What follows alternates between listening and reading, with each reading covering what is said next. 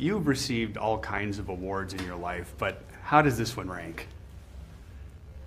I would say that tonight's award is pretty meaningful because it's connected to so many meaningful events, and part of my history, a big part of my history, is intertwined with being an advocate for change.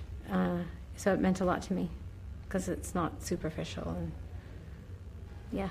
It was emotional for you, wasn't it? Yeah, yeah. I had to try and stop crying a few times. Yeah. Why do you think that is?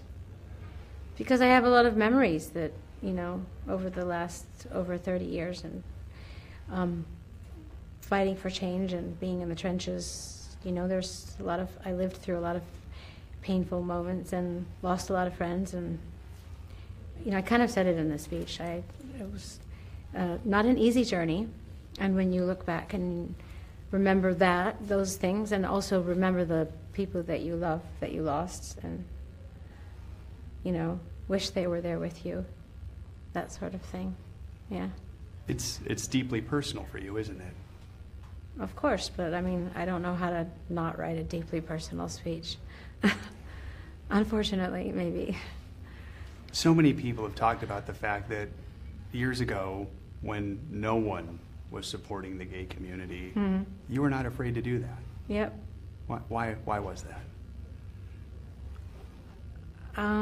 Well, again, I touched on this a lot in my speech because I was growing up as a youth in the Midwest and feeling like I didn't fit in. The first person who embraced me and gave me the courage to believe in myself and to be unafraid and to follow my dreams was a gay man, and then when I moved to New York, it was the gay community that embraced everything that I did, and embraced the concept and idea of a strong, independent female, which I didn't really experience when I was growing up. So we kind of just forged a bond in a way, and I felt compelled to come to the rescue of the LGBTQ community back in the very beginning, because they were always there for me. So I think a lot of people think of the fact that you've always been such an advocate for the LGBTQ community, and maybe didn't realize that it was so much motivated by the fact that they were there for you. Yeah, exactly. And like attracts like. Yeah. They don't give this award out every single year. You're only the second person to ever get it. I didn't know that. Yeah, it's not a yearly thing. It's a very special award for them. Okay, well that's nice. Who got it before me? Bill Clinton. Really? Yes. Okay, well he's an advocate for change. That word change, what does that mean to you? What does that say? Change means there's going to be a battle. It's going to be a fight. It's going to make people uncomfortable. And you have to be ready for it. All the challenges. Change equals challenge, yes. You've never been afraid of that, have you? I'd say I'm not afraid of it. I think it's my nature and in my DNA to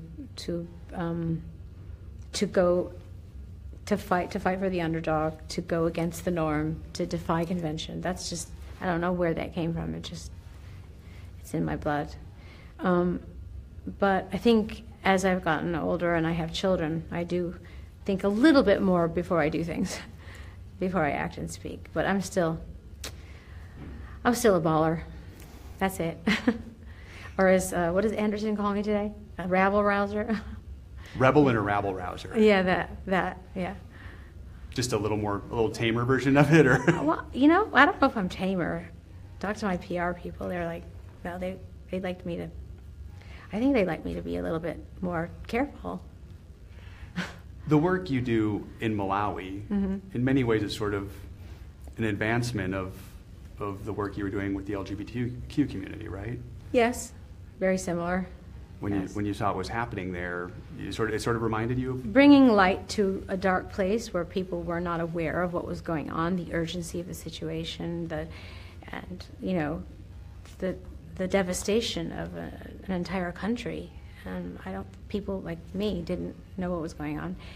And growing up as a motherless child and seeing all these children losing their parents and not, having anyone to look after them, it killed me. So I had to do something, just like I had to do something when I first moved to New York. And it's just interesting the way everything comes full circle, like I said in my speech. You brought in this New Year's Eve at Stonewall. Yeah. And this is the 50th anniversary this year of the Stonewall riots. Yeah. That was important to you, wasn't it? Very, very important. Why is it, what do you want people to think about when we remember what happened at Stonewall? I want people to think about how far we've come and how it hasn't, I know we've taken a lot of steps back, and a lot of things that we fought for and achieved in the last couple of years seems like things are being taken away from us. But I think it's important for people to remember that there was a time when, being gay was a dangerous thing in America, and back in those days, and you could be arrested, beaten, tortured, abused, killed even, and even for my friend Christopher Flynn, who was, the first person that I knew was gay that I ever met in growing up in Michigan, I think about how difficult life must have been for him growing up, to have to hide everything and to not be who you are and to fear for your life and to be bullied it's important for me, that people recognize how far we've come and how lucky we are that we can even have this conversation and speak openly and express ourselves and have this award ceremony and have received this award and be an advocate for change. And as crazy as it is,